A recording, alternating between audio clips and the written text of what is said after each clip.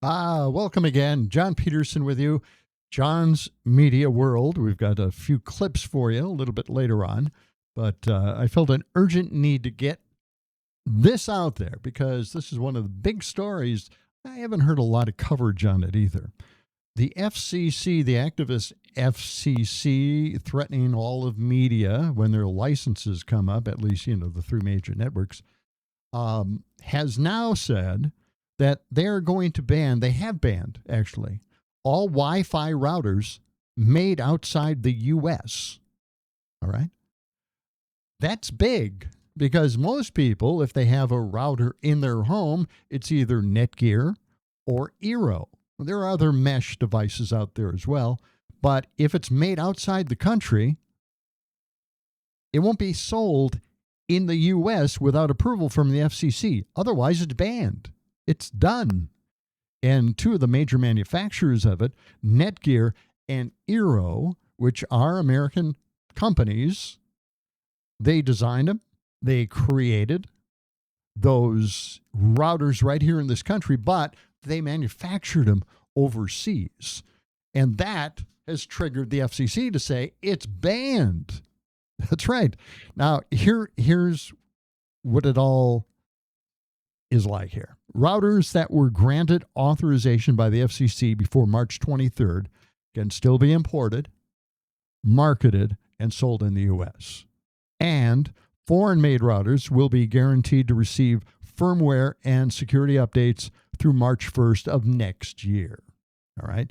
But once that stock is done for Netgear and Eero, they've got to go back to the FCC and get an approval to bring those foreign-made routers back into the country. And they could say no. And what will that do to the price of routers? Right through the roof. You won't be able to afford it.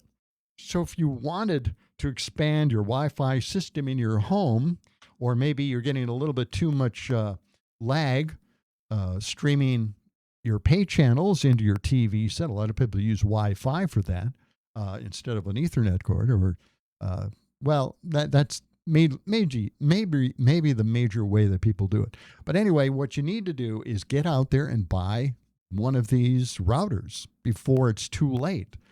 There aren't any routers in this country that are made in the U.S. So just keep that in mind. If you don't have an Eero or Netgear, okay, I get it. But, the Eero and Netgear are definitely made in another country. They're designed here, but they're made in another country. So it's going to be a real problem. Now, the real big problem, and I don't understand this, and maybe you can explain it to me. I don't get it. But after March 1st, without conditional approval from the Department of War, I love that name, or the Department of Homeland Security, these routers won't be able to get issued firmware patches or security updates. Now, I'm thinking to myself, that's dangerous. Let's say they're not getting the security updates. Then that leaves those routers wide open for hacking. And we're inviting them to hack us by preventing these security updates and firmware patches? Come on. Seriously? All right, now, everything is getting more expensive. We do know that inflation is holding steady at around 2.45, whatever, but it's inflation nevertheless. Things are costing a heck of a lot more. And now that we can add gasoline to the problem that we have with the war in Iran, and prices are going right through the roof, we're really paying a lot. And our energy bills have gone up. Everybody's noticed that as well. Natural gas prices are through the roof. I paid $100 more in my gas bill last month. So we're having a difficult time affording just basic living in this country. Now, NVIDIA, they have decided to kind of turn their backs on making graphics cards. They may make a few, I guess, but that'll raise the price up because there won't be that many of them, and their releases will be far and few in between. So that's going to be a problem. We have Crucial, which made a lot of flash drives, a lot of little SSDs out there, very affordable, but they decided not to sell them anymore to consumers. They're focusing their attention on data centers. So The prices are going through the roof. We won't be able to afford to get on the internet or at least upgrade our computers for the next, well, at least until Trump is out of office. And let's hope that there is an end to that somewhere down the road. All right. But it's going to be a tough go, especially when you consider that our routers are being banned. My head exploded when that came out. I thought, how is this even possible? It's just weird. Now, it may have coincided with what happened recently, and that I think was about 3 days ago. An Iran-linked hacker, they struck a Michigan tech company. It's a giant company, Stryker, and they essentially wiped employee devices out. They just took all the information out of their devices. That's it. It's gone. So successful hit by these hackers working out of Iran. So anyway, that may have spurred the FCC to say anything manufactured outside this country, like a router that we simply use in our homes to watch TV or peruse our cell phones or whatever, that's done. So they want to end that for us. Now, I've got something else here, and I thought maybe something a little bit more entertaining. You know how when we had the No Kings Day, and it seemed like every MAGA went out there with their cell phones and did their little man in the street broadcast, and they asked silly questions of the protesters in order to get the protesters to sound like they didn't know why they came out to the No Kings protest. I guess the title itself says it all. All you have to do is just repeat the title of the protest.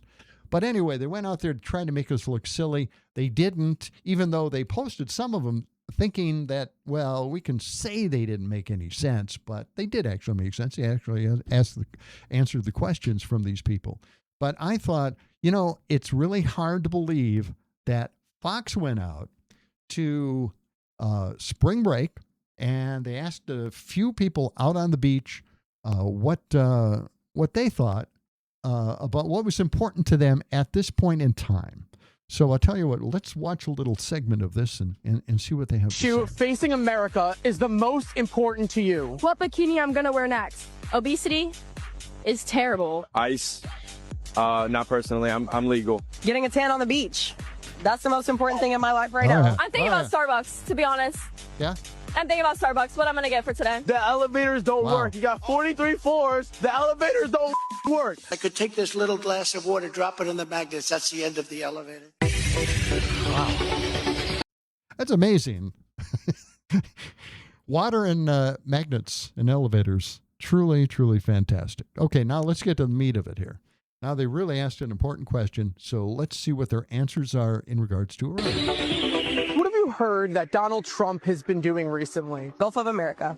That's the last thing I kept up with. We're going to war with Iraq. That's been crazy. What do you do in Colombia? You Iraq. got Maduro out? I don't with Trump, but that done. He's like trying to sue those people for making jokes about him. 600 times! You must be happy. I'm very happy. The Ayatollah's dead. What? Who? What?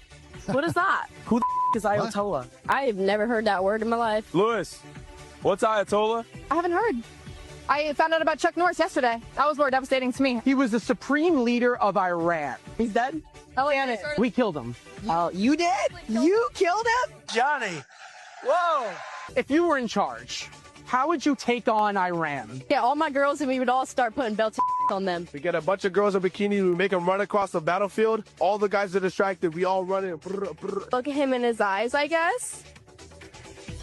Flirt with him. I'd blow them up. I don't know enough about it, but I would probably wipe it out. Drop a bomb, baby. Bomb the out of him. Wow. I would bomb the out of him. What have you heard about Venezuela? Venezuela? Nothing. I'm not sure. I barely know what be going on in like Tennessee where I'm from. That they beat us in the World Baseball Classic? Have you heard anything else? No. Nothing. I have heard nothing about Venezuela. You know, Wow. honestly, I don't know and I don't care. Where is Venezuela? I don't know. I'm drunk. I don't know. Venezuela? Isn't that in Spain? No. Go easy on the tequila. Okay. And there you go. Now, they didn't really have to edit that very much, I would assume. They really didn't have a clue. And their voting age. Now, remember, the Republicans at one time did not want college students to vote at all.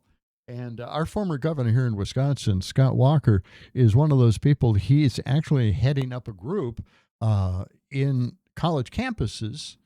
And because he is the president of that group, he came out with a comment once saying that college students don't know enough about the world to be a good voter. They shouldn't vote until they're at least 23 or 24. I can't remember exactly what he said for an age, but that's what he said.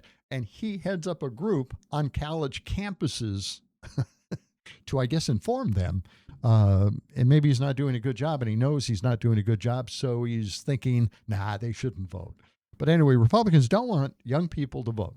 We do, and despite what we heard in those answers, not a good thing. Not a good thing at all. All right. I want to kind of get to something here. This is making me a little nuts. The wage gap. What we have here is a problem with wages. Now, we haven't attempted to raise the minimum wage for a heck of a long time. Remember, it's been at $7.25 for ages, right?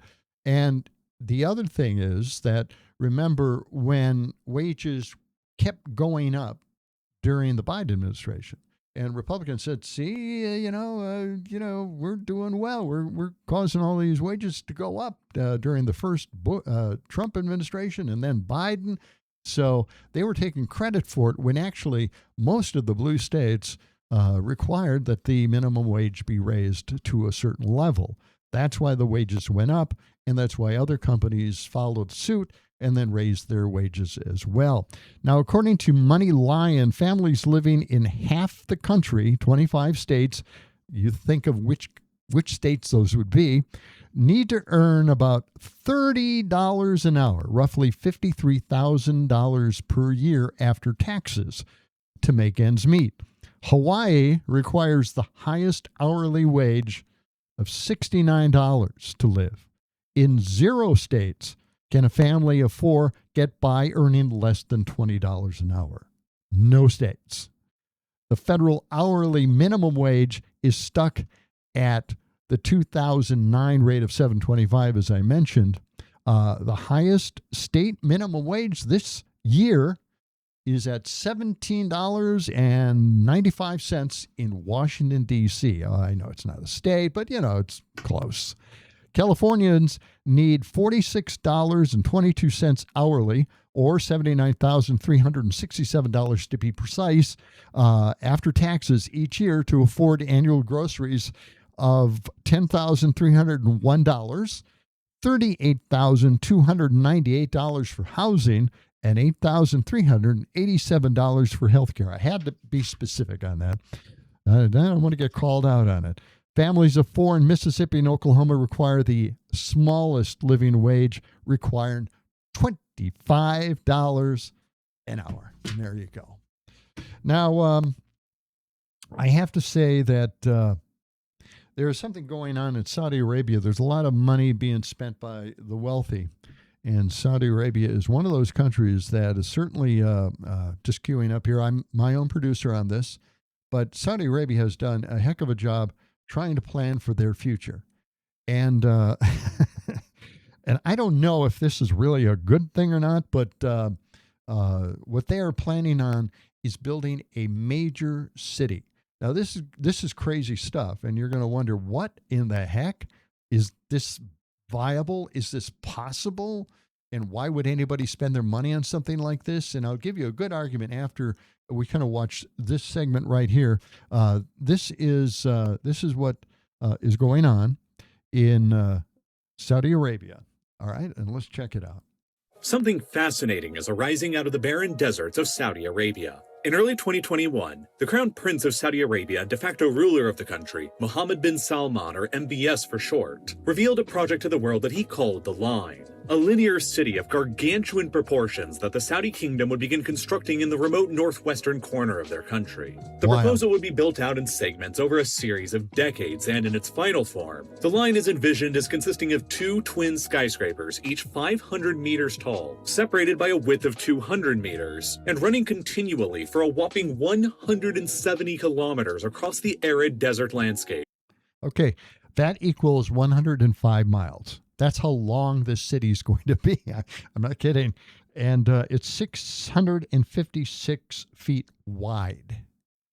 So it's going to be very narrow. A lot of people are going to be living there, they say anyway. So let's continue. Enclosing an open atrium between the two skyscrapers on the floor like a super long, fully enclosed walled city. To put the sheer scale of the ambition of this project into perspective, the height of each of the line's twin skyscrapers will be similar to the heights of some of the world's already tallest existing buildings, like the One World Trade Center and the Central Park Tower in New York or the Willits Tower in Chicago. But unlike any of those pre-existing buildings, each of the line's skyscrapers will run at about this height for 170 kilometers, about the same distance as New York City is to Wilmington, Delaware, or about the same length as the entire width of Connecticut from end to end, east to west, or about the same distance as Los Angeles is from San Diego, or for a European perspective, about the same distance as London is from Birmingham.